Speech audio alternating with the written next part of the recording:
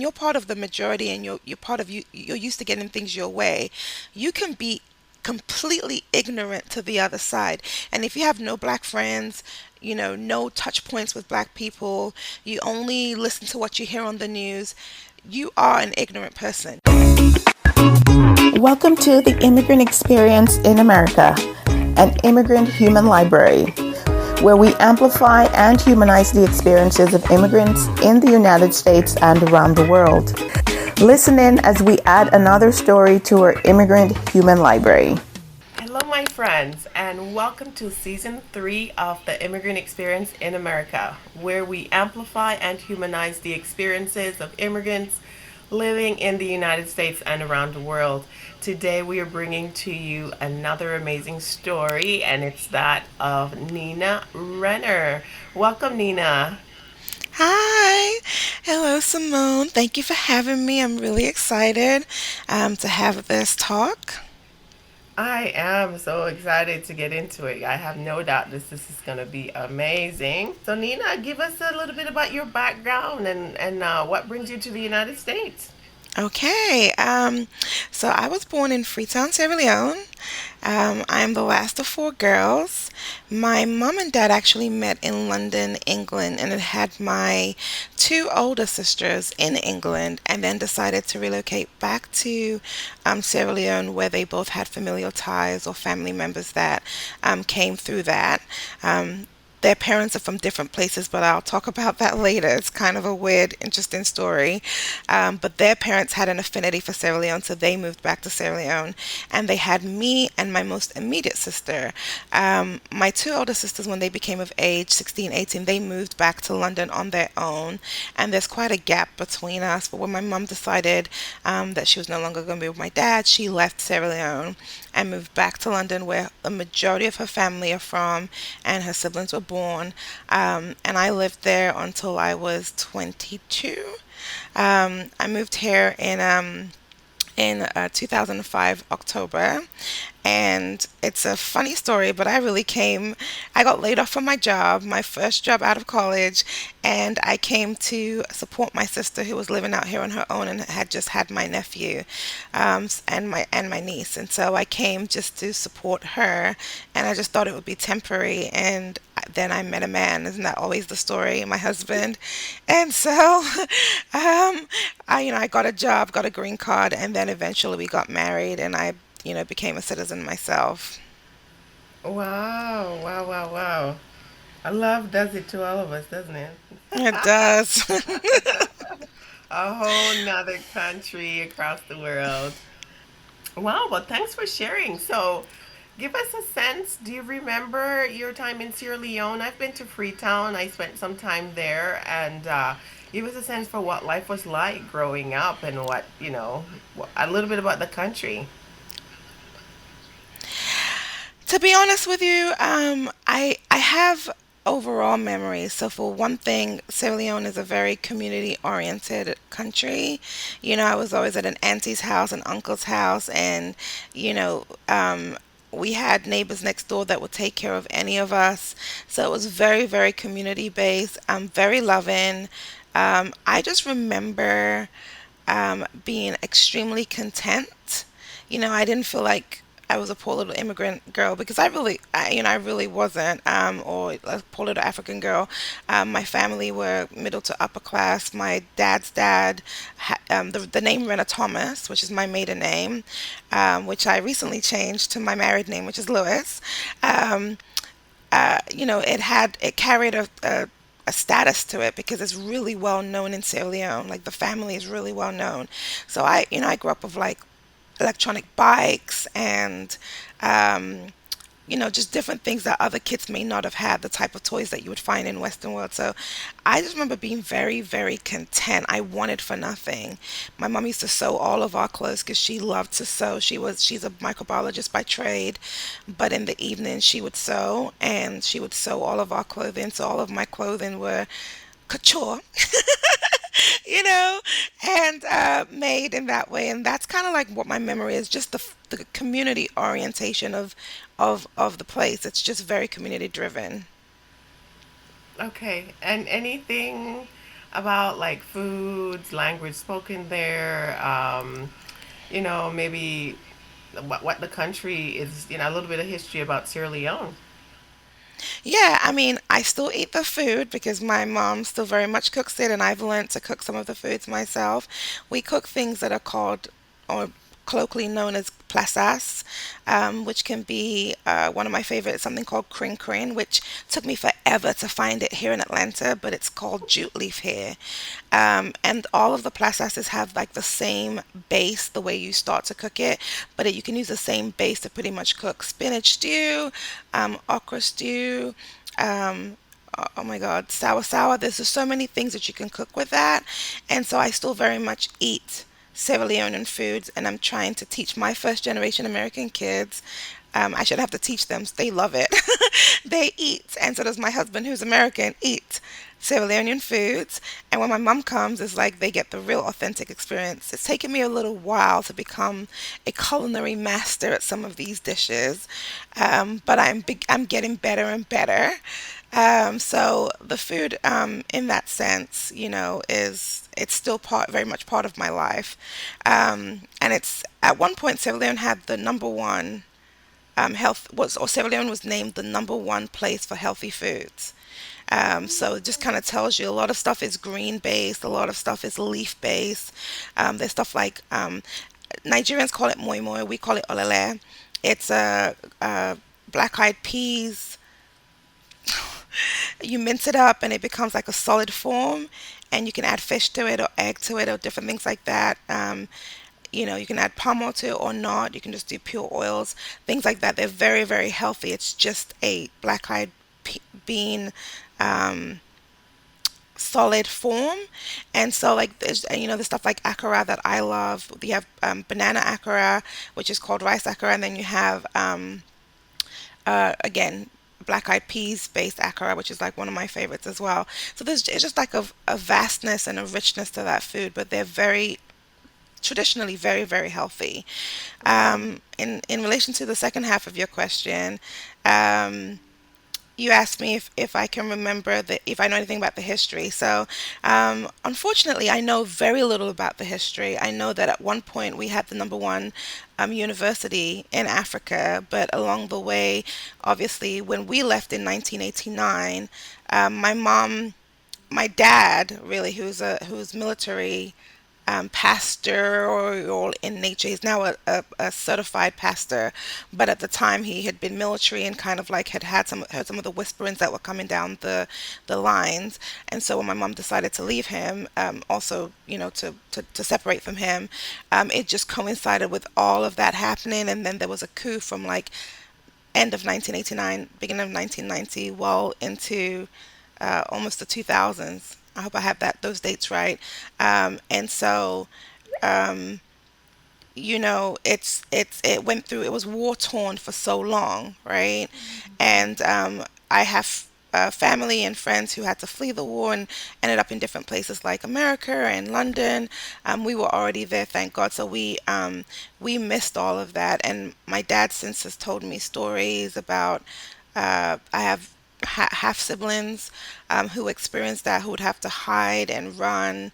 Um, from the militia that were coming through the towns and raiding the towns and things like that. So, but prior to that, it was a very rich, very it's where all of the diasporas who had moved to not moved is the wrong word, who were taken in the slave trade to America and other parts of the world. It's where they were all mostly released back into Africa. Most people were taken back to the port of Freetown, hence the name. And so it just has a very rich culture and a very rich history that kind of stems from that. But it also has, like I said, was number one university at one point in Africa and things like that. So it's very, very rich culture. Yes, yes, yes. And it's sad, the Civil War that impacted the country so much. Yeah, if you read about it, it's really sad. And you can see the impact years, decade later, right? Yes, I went for the first Decade or more time. later. Yeah, I went for the first time in 2019, and that was my first time home in the 30 years since I left. And It was really sad, actually. It was very, very sad. It just wasn't what I remember. Everything seemed grander and bigger, and it was very, very much poverty driven now. One of our good family friends, who is the mayor of Sevilla of Freetown, she has been working really, really hard to just clean up, to have common knowledge of hygiene, to kind of bring in industry and tourism into the country. And it's, I believe she's doing a wonderful job, but it's a definitely Herculean task that's ahead of her to do that. And one of her biggest things is that people like myself who leave the country don't go back, and therefore then enrich the country with the knowledge that we do get, and the skills and the trade and the learnings that we get from third world from first world countries, so I definitely agree with that. And it's a transition, especially when you have intercultural families like my own. It's not something that you can just pick up and do.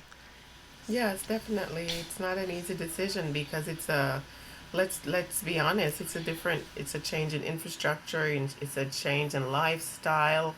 You've been away for 30 plus years. Culture is different. You have children and all of that.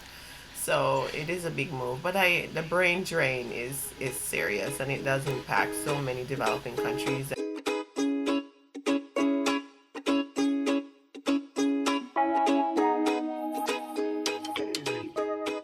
They prepare us to leave and to do well abroad, but the percentage of return is not quite as promising. No, and that is one of her biggest points. I think that we should be prepared, as you said, we're prepared to leave, but we're not really shown how to come back. So I 100% agree. Right. Yes. Yes. Yes.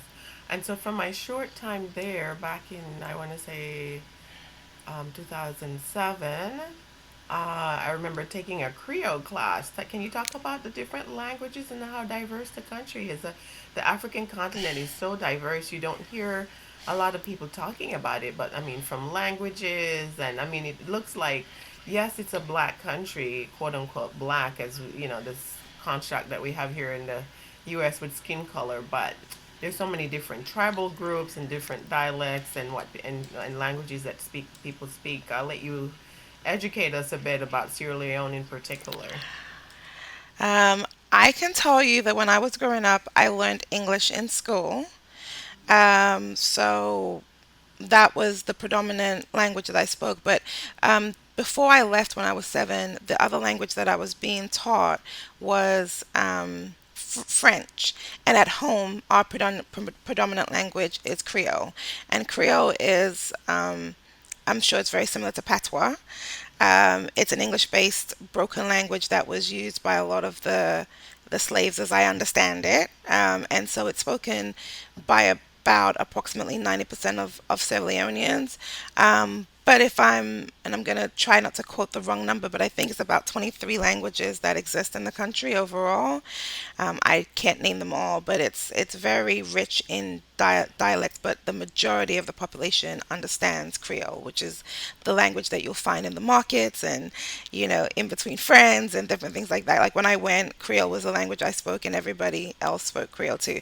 But the funny thing is, when you've been abroad and you come back, they can hear the inflections in your dialect that kind of lend to the fact that you're from abroad, that you're not one of the natives. So it's very, very interesting. I may have spoken the language, but I didn't really speak the language. So yeah, it's got a rich language pool. Yes, yes, yes. I can totally relate. When I travel back to the island these days, as much as I try, there's something there that they can tell you've been away, right? You've picked up Yep. other ways of speaking, and it doesn't come out the same anymore. So, Nope. yeah, I've been mourning the loss of my native tongue, but we'll see. We'll see how I work on keeping it. Okay, wonderful. So, what was it like for you, Nina, as you came over and after you left London? So you went from Sierra Leone to the UK. Can you talk to us a bit about, before I come to the US side, tell us, what it was like for you transitioning from Sierra Leone. I think it was London to Sierra Leone and then back to London. Is that right? That you were born Uh, in Sierra Leone? I was born in Sierra Leone, so Sierra Leone. So my sisters were London to Sierra Leone, and then back to London. But I was born in Sierra Leone, and I just went to London. Okay. It was really hard. I mean, I was a young child. My mom then was a single parent, um, and my IQ is really high. And so when I first moved there, they had me 4 grades above my actual age grade, which resulted in me being bullied intensely. I remember once in one of the classes that I was in, a boy, I don't remember what I did or what I said. We must have had class prior to that. It was lunchtime. I bent over to pick up my lunchbox, and he took my head and rammed it into the corner of a table. And so I had concussion for about 2 days. And that scared the crap out of my mom. And so she forced the school to put, it's not like how it is here, like where my kids are in, my daughter's in advanced classes. She's able to be in her grade, but be in advanced classes, right? It was very much that you moved into that year. And so that resulted in some really, really severe bullying that I experienced for some time. And my mom, as a single parent, just getting back to the country and trying to get us established, and she just couldn't handle that. And so I was moved back to my actual grades, and the way that we expand my creativity and my intellectual prowess was by having me do stuff like play the violin. I played like 6 instruments at one time. I was doing so many athletics, sports, and things like that, just to kind of keep me occupied because I wasn't stimulated academically. So we just found other ways to kind of meet that need, but she just didn't want me to be bullied. But the upside of that transition was that I then got to meet all of my mom's family, who were all very accepting and welcoming. And I got like, I come from a big family on both sides. My dad's family is huge. My mom's side of family is huge. Both of them have a lot of family in Sierra Leone. Both of them have a lot of family in England. And so, but I had never met my mom's sister. She's one of nine, and sisters and brothers. So I got to meet all of them, all of my first cousins. Got to know about this rich world that was just completely outside of what I'd already experienced in Sierra Leone. So it was really, really nice to have that. But it took me a while to become acclimated to the culture, and I used to get teased for having an African accent, which is why I sound more British, and why my British accent could be influenced by American accent, and I can sound American too, right? So it was just different things like that that I remember when we first got to London that was just really, really hard.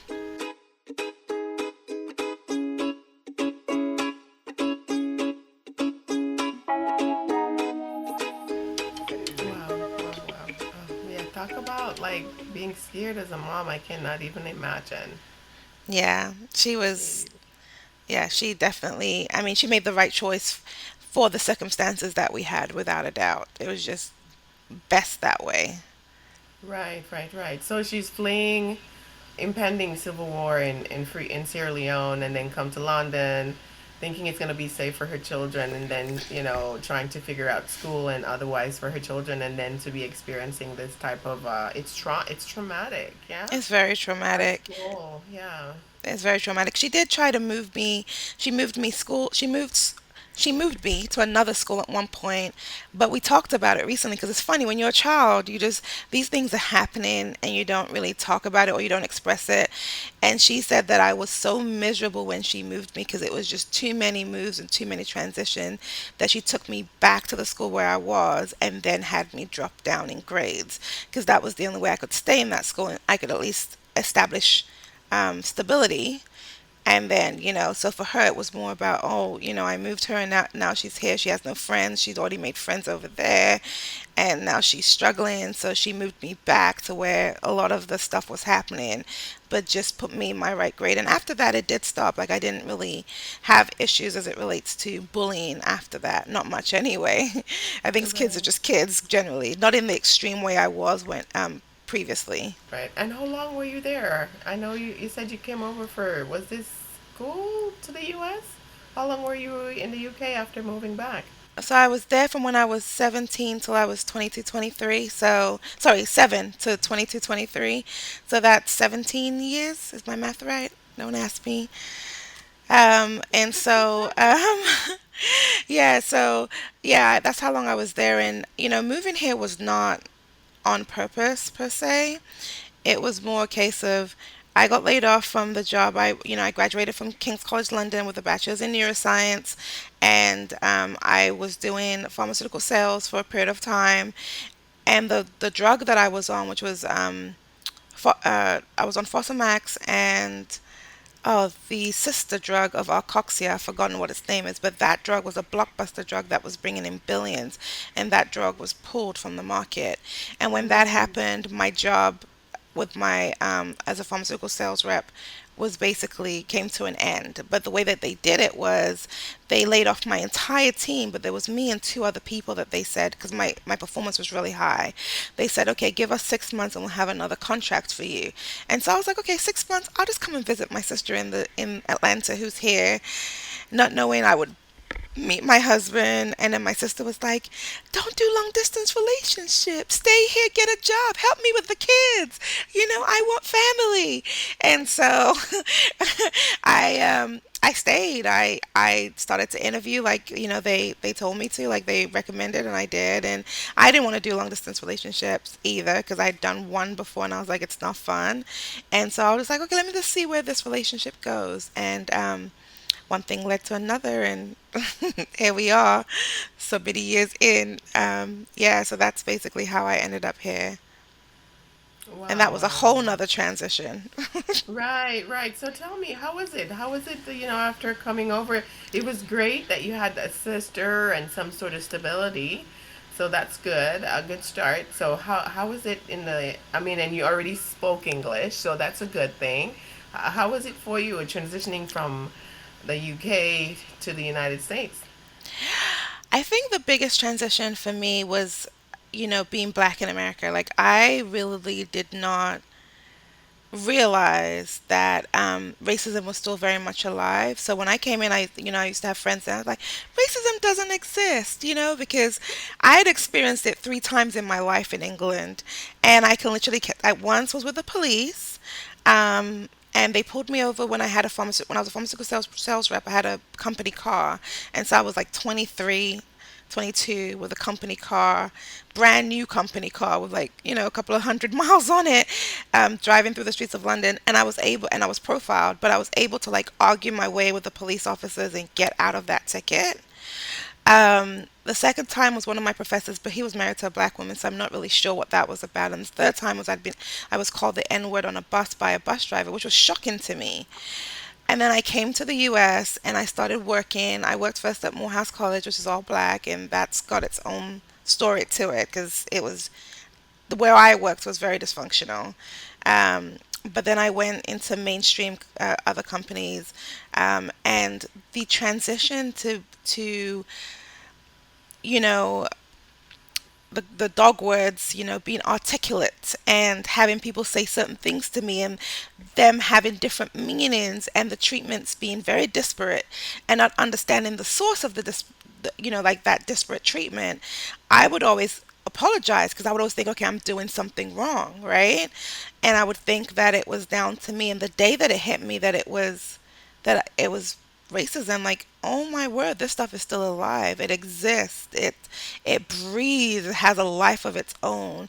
And it's only in the last few years that I've really understood what systematic racism means. You know what I mean? I think, initially I just used to have issues at work because I can see it so clearly. And I would look at other, African Americans, be like, why aren't you guys like rising up against this and like marching? Like, because I didn't recognize it initially as racism. I just recognized it as disparate treatment. I just couldn't understand why. And it took me a while to really grasp what it was. And then once I did, it's just, I went through my own angry black female phase. I'm out of it now. And I will be very clear. I think that the right response to disparate treatment that's based on race is righteous anger. I really do believe that. But I also recognize that unfortunately it people have been pre-programmed that when you do have that reaction, you're then minimized and not listened to. So it's kind of like a balancing act that you have to do to be able to really get your voice heard and to get the point across. So, needless to say, it was a hell of a transition. Wow, wow, wow, wow. And the last time we talked, you were sharing quite a nice realization that you had about really how to respond in contexts like those where people are coming at you, and what you realize it does to your psyche and your mental space, and why you've chosen to not let anger take you over. Can you talk to us about that? I think people will find that very helpful, because I know there's a lot of immigrants who are facing things like this. I didn't even have the word to describe it, like you're saying, what I was experiencing. Yeah, I just knew it was wearing me down. Something was not right, and I couldn't quite put my finger on it. And so, just give us a little bit more about how you've maneuvered and educated yourself about how to, or even learn from folks who are native born blacks in this country, how they manage it and really kind of protect themselves. yeah, I think native born blacks probably have the are the greatest source of like learning for me, because I'm very open. So you ask me a question, I'll tell you the honest answer. So like when I worked for one of the companies, and I won't name any more companies so I don't get myself in trouble, but when I worked for one of the companies, I remember I used to have a she wasn't even my supervisor, it was my supervisor's counterpart, and she would like walk behind me. I used to take the bus and the train to work. So I would sometimes I was supposed to be there at 8 o'clock. Sometimes because it's public transport, and I took public transport to avoid Atlanta traffic, not because I didn't have a car. I did, Hmm. but I would take the public transport, and I would get there 8:05, 8:07, just a few minutes after 8. And she would have already reported me. And then if I got up to go to the bathroom, she would walk around and just very like backwards mentality that I can't explain, right? And I would never understand. And then when they would ask me questions like in my lunch hour, if I was going to go somewhere, I would be honest because I thought honesty was the best policy. So I would be very transparent. Oh, I'm running to the bank. Or, oh, I have to go to the post office. Or, oh, da da da da da. And I would always recognize that my native born Americans, they did two things differently. Black Americans, they would say, like, oh, I'm running an errand, which tells you what I'm doing, but it's none of your business where I'm going, right? Because what I found was when I would then be late back from the bank, the kind of comments that I would receive, or the kind of treatment I would get back would be based off of my own words that would then be used against me, right? Yes, yes. Whereas if you say I'm running an errand, you have no idea what I'm doing. It's none of your business, right? Um, and that's one of the things that I kind of learned. I learned that as time went on and as I progressed through different roles, I've realized that Black Americans often have like one phrase answers for for as a response to things that usually typically have me stumped. Like when someone says something to me that I find to be offensive or rude. Like I remember one time one of my colleagues came up to me and started stroking my hair and was like, "What is this? Is this a weave braid?" And I had tree braids in at the time, so it's like cornrows, and then some of it's like a full goddess braid at this moment in time, like with all the pieces out. And she literally was touching my hair like this, and I just was in shock. So my reaction was like shock, and I just stayed quiet and I shut down. Whereas I've seen some of my African American friends handle it, and they'll be like, "What do you think you're doing?" They will actually say something. And for the longest time, the experiences that I would encounter would have me in a state of disbelief, and then have me shut down. And one of the things I realize is that the minute you I don't want to say show weakness because it's the wrong terminology, but when you don't address those things, they continue to compound and get worse and worse and worse. So then your experience becomes 10,000 times worse, especially in corporate America. And so I had to learn to respectfully have a boundary and like articulate for myself and also choose the hills I was going to die on, right? But to never let things sort of slide because that only ever gets worse.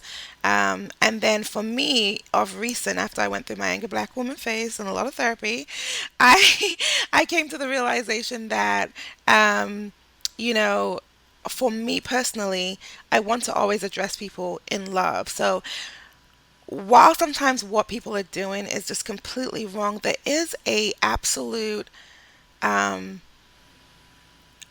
ignorance, right? That exists because when you're part of the majority and you're part of you're used to getting things your way, you can be completely ignorant to the other side. And if you have no black friends, no touch points with black people, you only listen to what you hear on the news, you are an ignorant person. You really are. You haven't, I can tell you a story about one of my neighbors that I had. This was during the Mike Brown era. I was really close with this neighbor. She's Caucasian. We used to talk all the time, and I had a lot of respect for her. And one day I came home, got out of my car, came home, and there was a whole bunch of my neighbors from the neighborhood standing around and talking. And as I walked by, they went quiet. And so I was like, okay, I'm not gonna really, nothing I gotta think about it. And I went into my house. At the time, my husband and I only had our daughter, so I only had a girl. And the next I said to her, "Hey, Katie, what was that conversation you guys were having?" And she was like, "Hey, we were talking about that Mike Brown situation." And she proceeds to kind of talk about some of the things that they were talking about. And then she says, because, black men are dangerous. Now, she knew my husband. You know what I mean? Like, my husband was living in the house with me. Her husband and my husband had communicated. I had communicated with them. And it just shocked me that she really just stood there and opened her mouth and told me that black men were dangerous. And I knew one day I'll have a son and I have a husband at home that's a black man, right? So how can you Wow. tell me they're dangerous? So I didn't respond to her. I let the conversation, finish and treated her just the same. Went home and really thought about how I was going to communicate to her how what she said was just absolute utter nonsense. And so the next day, I kind of like had a conversation with her, and it was sort of along the lines of, okay, Katie, you have two sons, right? Have they ever been in trouble with the law? Her answer was yes. And I said to her, what did they do to your sons? She told me they drove her eldest, who was the one who had been in trouble, back to her house and dropped him off because her husband is well known in society, right? Like in the community. I said, if that had been a black child in the same society, this is what would have happened. They would have gotten in trouble for resisting arrest when they were just scared, right? Like, they would have had X amount of felonies added to them, this, and then if they had a single mom, their mom's already working two, three jobs, which is the case of my mom, just to make ends meet. She ain't got time or money to come down there and fight for them the way that she would like to, right? So the poor boy pleads out, then you have a record, then your life begins. With that already happening. So I was able to like walk her through the disparity and the differences. We obviously didn't get really deep as to why it is that most parents are single parents and all that stuff and how black marriages are like twice as likely to fail and all that stuff. We just had that single conversation. But I didn't attack her, and I literally asked her a bunch of questions to lead her down to the answer.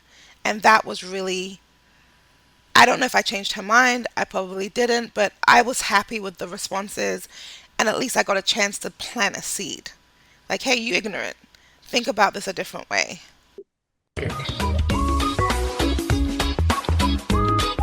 Join us again next time for part 2 of this episode. Friends, as always, please subscribe, comment, and share if you enjoyed this interview. If you're passionate about telling immigrant stories, our team is looking for help. If you're willing to help with podcast production, social media, or Patreon management, please reach out to us. You can also donate on our Patreon if it's easier for you. All the links are in the description below.